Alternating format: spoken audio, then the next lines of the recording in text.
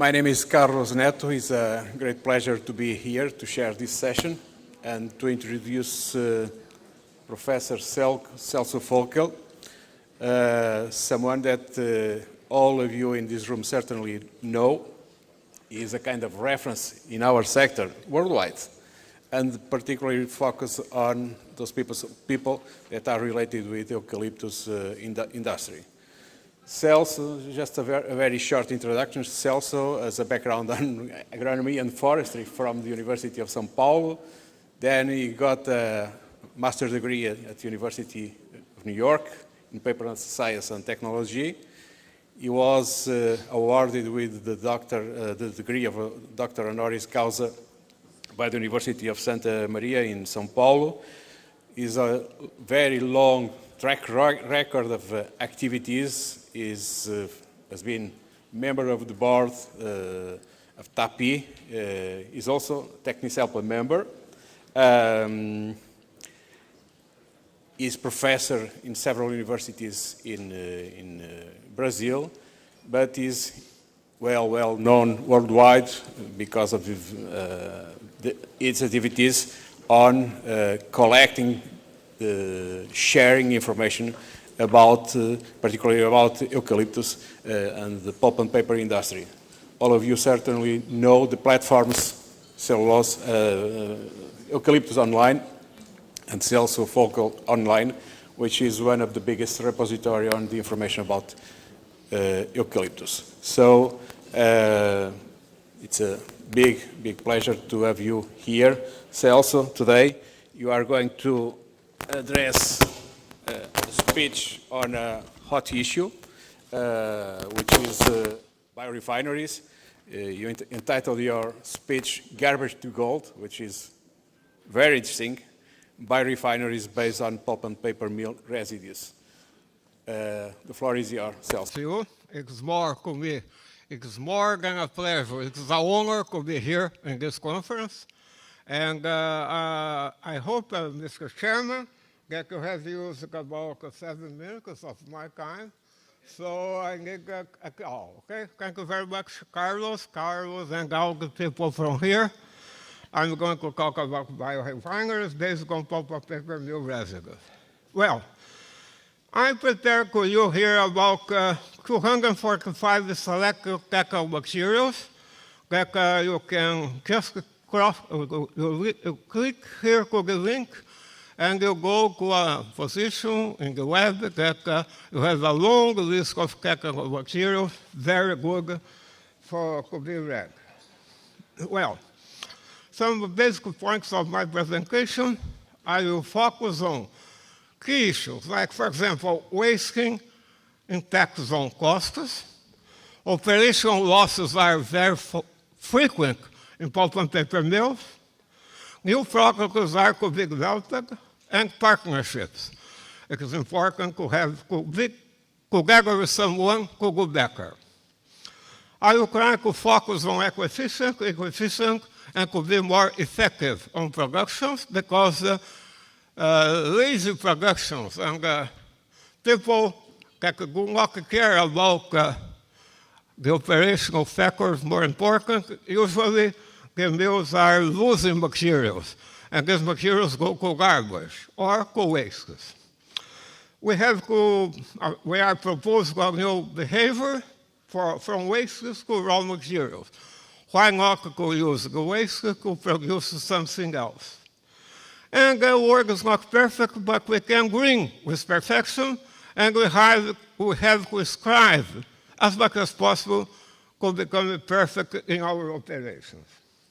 Well, my considerations will include eco-efficiency concepts, and to be eco-efficient means to produce more using less resources, or this means not to lose too much, and be very efficient on using energy, wood, and chemicals, and so on.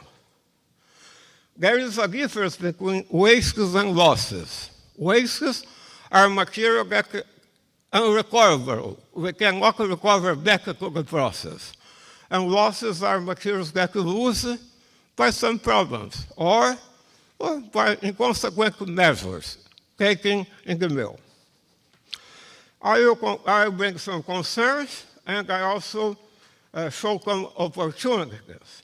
And I will focus too much on behaviors and practices.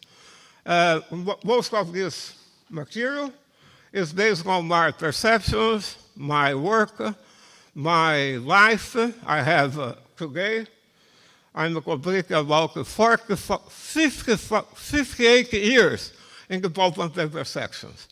I have 77 years of age, and part of my life is in this wonderful sector.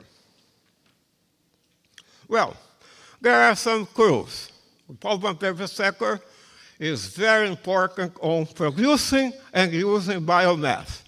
And biomass is the basis for the biorefineries. So that is the reason of this speech today for you here in Portugal. There is another clue that is important to mention. When you recover a product, you have costs to remanufacture the product. That is the reason that the sale price is not as good as the original product. So if you have a recovered paper, you are to remanufacture the paper, and the price of the recovered paper is not as good as the price of the original paper. Okay? Are you going home? Okay. How to know the economic value of a waste? Well, first is the value of a raw material as a loss. You are losing the material, and this material has a cost. Second, you add value to the material. For example, a fiber. Everything you have placed in money to convert the wood in fiber is also lost. If you lose, for example, unbleached fiber, it has a cost. If you lose a bleached fiber, it's another loss, more expensive. So it's important to know very much this. Then, if you lose the material, it's not going to be a product. So you also lose the economic value due to production losses. And finally, you have the costs for picking, handling, transporting, discarding, landfilling the resulting wastes. And you have associated costs like labor, fines, image, and so on. Another proof that is important if you want to work in biorefinery is that all production process must be respected on biorefinery.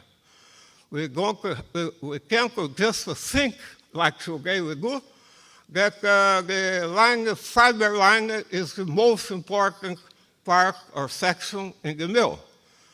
In our refinery concept, all production sections must be respected and be considered. Another proof, any money you spend to reduce waste has an economic return. So it's good for the mill. Even, look at this phrase here, even in case you pay to a customer to take your waste free of charge, you are profiting. Why? Because you don't have to landfill it. And landfilling is very expensive. Okay? Are you following me, everything? Okay, thank you very much. Biorefineries is a new concept, and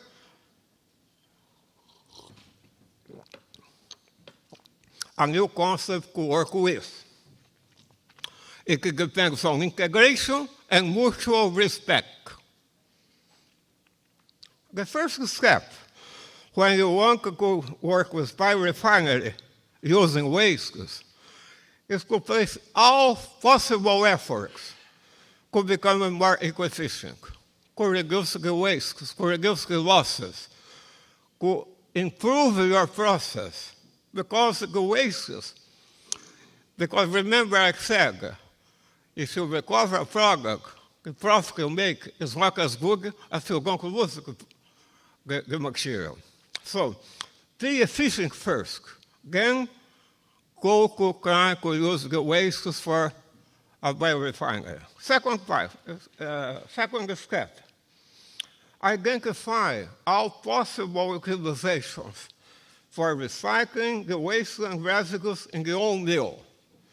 And just reducing, using, transforming could be more efficient, could be more in relation to the mill you are operating. Integration with respect is fundamental. The company also has to find partners. Partners are important. Partners in the chemical area, partners in the forestry, partners they can become partners who use these materials or could supply incomes, who will better improve your operations in the refinery. Or you can also run your biorefinery by yourself. Integrated in a cluster model. Or this means that you have several different mills producing different products in the same area. This is important. It's not because you are going to use those wastes that you have to produce more wastes. You have to avoid this concept. You have to keep your attention to reduce wastes, and only things that you are not able to retain your process that will be used in the biorefinery. Okay? Mill operators are never for not benefit of production more wastes. Just to supply the biorefinery. This is a mistake. Final steps.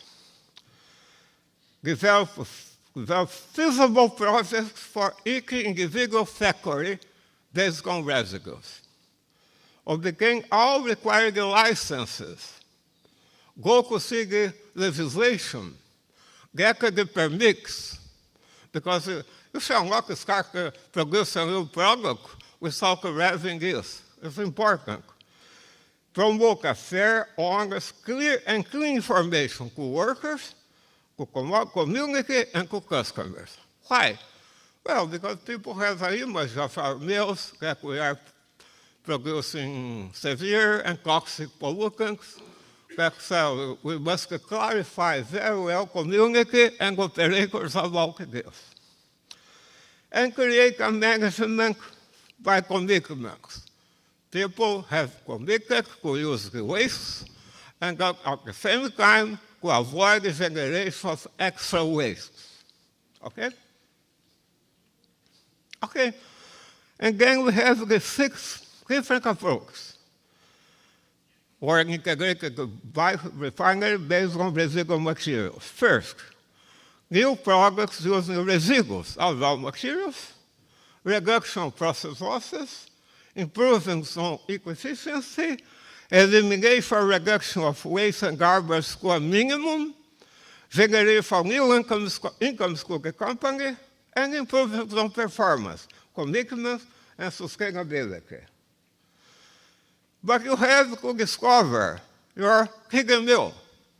The hidden mill is the mill generating problems, generating waste, generating unfair operations. And then you have to keep a very clean attention, to be very observative about your mills to avoid these wastes to be accumulated, and you have to use them later for production of new products. Okay. Let's see the most common materials being discarded as wastes. First, in the area of the forest materials, we have bark from the trees, dirt bark. Dirt bark is the bark that we get in washing the logs. It has contamination with sand, it has contamination with leaves, branches, and so on. It's a very difficult material to be converted into something saleable. But it's possible to convert into a compost, a humus, for supply to agriculture. Sawdust contains chips. It's usual to use these materials, wood chips. Wood chips is not a waste. Wood chips are losses. Sawdust contains chips are losses, not wastes. But they may be converted into wastes if we don't care about them. Okay? Fibers is amazing that I remember one occasion I was invited to a mill to give some opinion about the mill, and I discovered the mill had 0.5% losses on fibers. And I was talking to the industrial director, and I said, well, you are losing too many fibers. And he said, well, what is the standard of the industry? And I said, well, are you able to offer 0.5% of our salary and to throw away like we are doing with the fibers here? And he said, sure not. Okay? Why? Why you are losing so many fibers in your effluent? Do something. And they did, and they were very successful. Wood leftovers, what are these? Are broken pieces of wood. A small pieces of wood that are broken mainly in gigabarkers, wood gigabarkers. Lots of shards from pulping wood, and paper bulk, and the area of paper machine. Our chemicals, materials are being discarded, like cow oil, sulfate turpentine. This is the area of pine production. Sand from boilers, sand from washing the logs. Other chemicals like biomass boiler ash, recovery boiler ash, gregs, creeks, burnt lime, lime and mud is a long line of residues. Primary sludge, secondary sludge from the wastewater treatment tank, paper sludge from recovering the fibers, air emissions, methanol, sulfur gases, mercaptans, sulfuric acid, sulfur dioxide, carbon dioxide from lime kiln, particulate matter. Well, we have a lot of materials to recover. The skin losses, reverberation, color, fog. That's very huge loss of water. It may represent 30% of water we are using the mill. We are throwing to the air. What could happen here?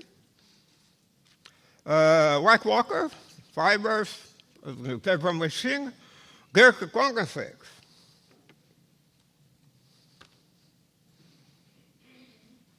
Something of a problem here.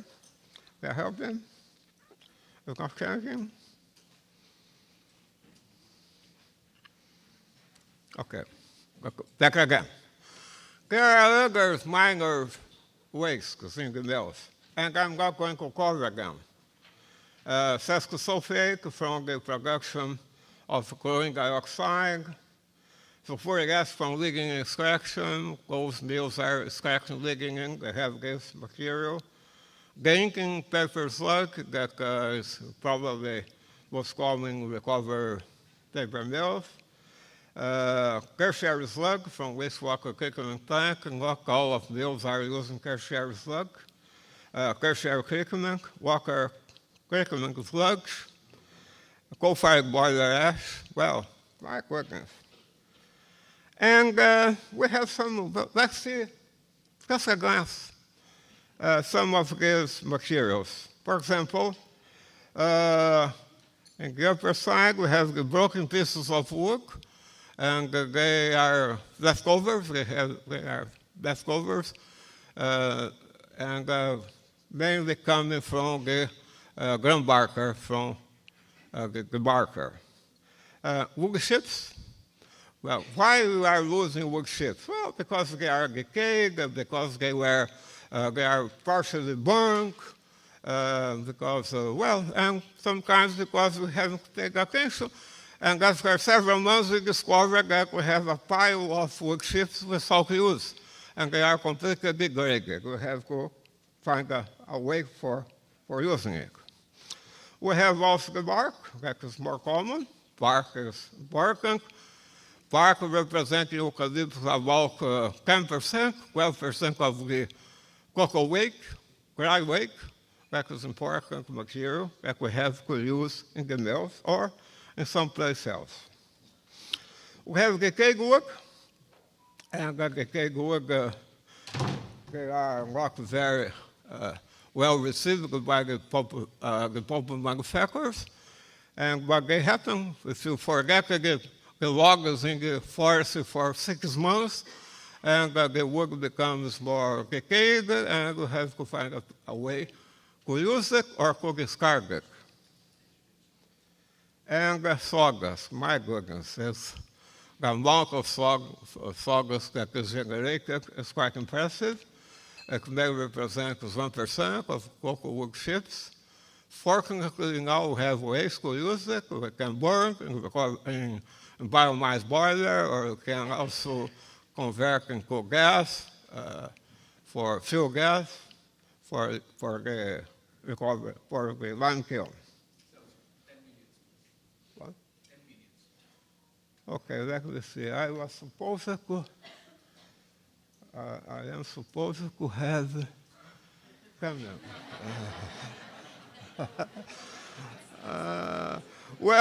This is to control me. Okay.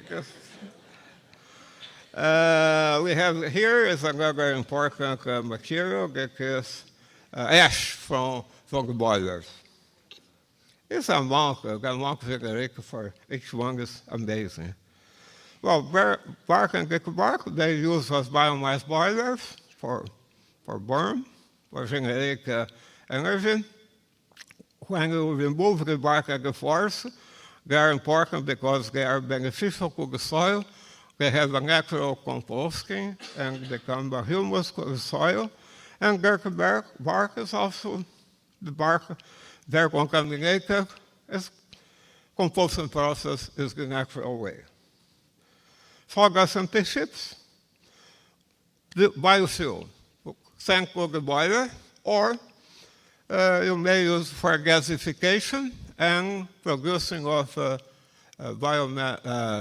biogas to the recovery boiler. You can also sell. Sawdust is very well appreciated for the wood panels manufacturers. They pay for it. And you can also sell for pellets, briquettes, and fast pyrolysis, and so on. Wood chips and fibers, they are low residues. You have to recover them. You pay all attention. It's important. You have to follow this all time. Going to lose fibers, going to lose wood chips. They pay a lot of attention to this. Wood leftovers, they are more residues also, but you can burn it. They are also materials for converting to energy, bioenergy, or green energy. That is very interesting to say. Rocks and shards, rocks again, the cycle knocks back to the digester, and shards you can make a pulp. For example, in this side here, you see a pulp as a semi-chemical pulp manufactured from shards. You can sell for several applications, mainly in the paperboard mills. And we have here some opportunities to see sawdust, bark, wood chips, and bark accumulated, piles of bark in mills. That is terrible to see. It's not touristic. It's a grammatical situation. Paper reduces generation. Why we have so much paper broke in the mills? We have to pay attention to this. Why to recover this back? If you recover the paper broke back to the system, you are losing production. Why you are losing production? Because you are using your paper machine facility to remanufacture the same paper in the same machine. Forget, it's impossible. Pay attention to lose fiber losses and paper broke generation. Coal oil and sulfate turpentine. The most simple solution is to use a fuel, but it's not fair could take so valuable materials, could burn them in the lime kiln. Decker could purify, could fractionate, could produce more chemicals using colloid and sulfate carbon kind. That is possible, feasible, and there exists technology for doing this. But it is only for pulp mills based on pine, on conifers, not for eucalyptus. And sand, and well, let me see. I still have, I still have chemics. Now I have chemics. Yeah. In terms of fuels, look, you have some ideas what happens. You make organic municipalities for land filling in some areas in the municipality. You can use it for construction. You can cover your landfills with some of these materials. What you do is burnt lime and lime mud. Well, burnt lime, it is, you can use it for construction materials, for thinking, for using agriculture. Lime mud and bricks, that's physical records. You can sell them. You can use them. You can. Some of these materials are fantastic. Gregs and Greeks, oh my goodness, amazing soil fertilizer. Calcium, potassium. Well, using our forests. I remember one time, another time. Please don't take into consideration our time. I remember one time I was in a company in Chile, and I was working with them to reduce the contaminations with fibers and bark and so on. I went to the forestry area, and we asked to go to the forest. Use it in your forest. And they said, no, I don't want. Why do I don't want? Because it is very costly for me to use this material in the forest. And I said to the people, pay to them. Pay all these operations because it's better for you. It's even more economical if you pay all the use in the forest. You, the mill pays, not the forest. And they did it. And it's working till now. Okay, slug and slug. Primer's slug. Primer's slug are losses of fibers and sand. You can have a mill without this. The soil and sand comes from the washing the logs. And fibers are losses in the fibers, in the mill. Reduce this. The primary slug becomes a very small amount. Secondary slug is because of organic matter in the effluents. Reduce the losses of organic matter to effluents. Close the mill cycles. Paper slug, weaken fillers, weaken mineral fillers. Orient this to the construction industry. Biomass fuel. They are very interesting also to be used in agriculture because of the calcium content. We have thousands of opportunities with these materials. Look at that, more slugs, primary slug, secondary slug, crazy places being left with slug. Why? It's a landfill. It's costly forever. It's our responsibility forever. Air emissions, methanol, generated from gas vessel, burn as lime kiln, methanol. This has been going together. Sulfur gases, methane, H2S, sulfur dioxide. You can burn also, or could use them to manufacture sulfuric acid mill site. Claudine is doing this now in Brazil, using the sulfur gases to manufacture sulfuric acid. Carbon dioxide, well, since you have now lime kilns, fueled by biogases, the fuel gases are very clean. So it's a good opportunity to sequestrate the calcium, using calcium hydroxide com sequestrated carbon dioxide, to manufacture calcium carbonate, and use as filler in paper, as a paper filler. Recovery ash from recovery boiler. Well, recovery boiler ash is very rich in potassium. Why not to recover the potassium as a fertilizer? Claudine Pumadeu is also doing this. Heating and water. Well, losses that have to be recovered as much as possible. Close your cycles, study out losses, and optimize, invest on this. And time to do something. Let's see what. 5 minutes again. This is here. I'm not kidding. Look at this, what beautiful. This is a composting station in the Meira. It's a Suzano mill that was built about 20 years ago.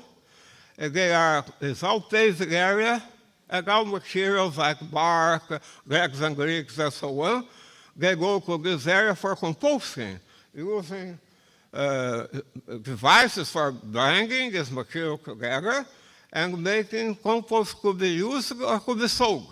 Could be used in the forest or could be sold to agriculture.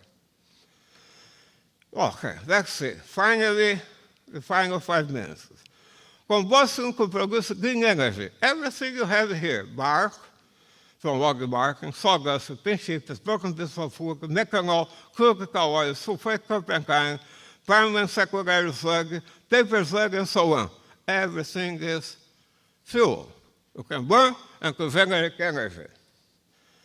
Gasification of biomass. Several products can be used for producing fuel gas. Wood chips, sawdust, bark, and so on.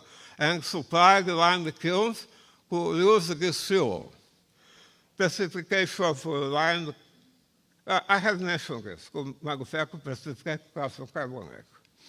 Production of potassium fertilizer from the recovered boiler ashes, sulfuric acid from air emissions, I mentioned already, compost organic matters. Well, have your composting terminal.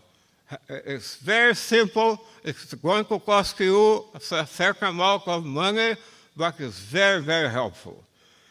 For faster pyrolysis, it is important for especially having a third parties interested in using your material for producing bio-oil, biochar, and derivatives.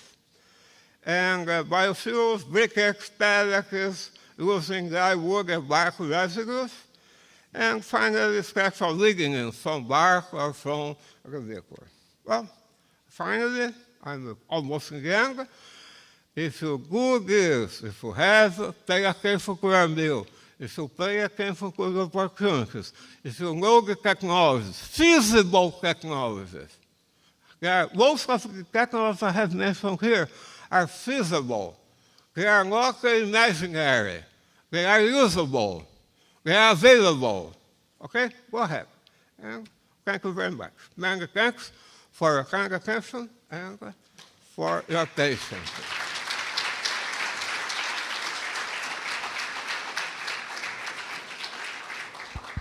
What Thank you, about my Celso. time? Thank you, Celso, for your big efforts in trying to accomplish your time. We have time for, I should say, 2 short questions from the audience. The first one.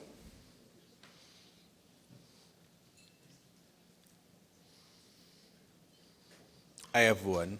If I have time, I have more slack. How do you see?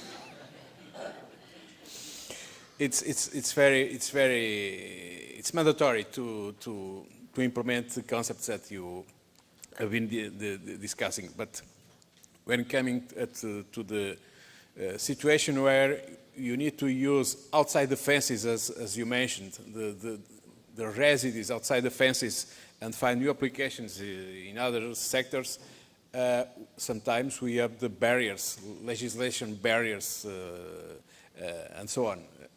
How do you see that in Brazil, in Portugal, in the world? Well, barriers exist, and especially for new things. And we have to prove the legislators, and they are more, at least in Brazil now, they are more open-minded than in the past. I think we had a problem in our companies in the past. Let's remember the 1990s. People talking about dioxin, insurance, cancer, and so on. But this is over. More than 30 years. And we have now a situation that we have a better dialogue with the legislators. And we have to be good enough to open our data, not to feel afraid of showing our problems sometimes, and to have a fair and honest relation with the legislators. Secondly, we are to find people that are not open-minded, they are closed-minded, and they don't want your progress. They want the butterflies and the forces, and people help smiling and happy, but people also need work. People also need possibilities to grow. Our companies, they develop also social benefits, not only jobs, but we improve the area where they go. So if we have honest relation with the legislature, we are to get the permit. It may take 2 years, it may take 1, or you may take even your whole life, but keep fighting. Okay. One more question from the audience. I have a last question. You mentioned CO2 as an important byproduct or loss product from our mills. Here in Europe, at least, there is a growing interest on CO2, biogenic CO2, for the production of synthetic fuels. You didn't mention that. Is there a reason for that? How do you see this future of using CO2 combined with hydrogen to produce synthetic biofuels, including sustainable aviation fuels? Well, I don't have an opinion. I think there are too many observations about carbon cycle and the CO2. Probably we spend more money on this than to try to find feasible technologies. And we have to combine this circular economy. I have an opinion that nothing in circle is very good because you come to the same place all the time. And we have to go ahead also, not only circle. And sometimes we need disruptive technologies. And well, that's my opinion. Okay. Thank you very much, Celso. Thank you. Join me with a big applause. Thank you.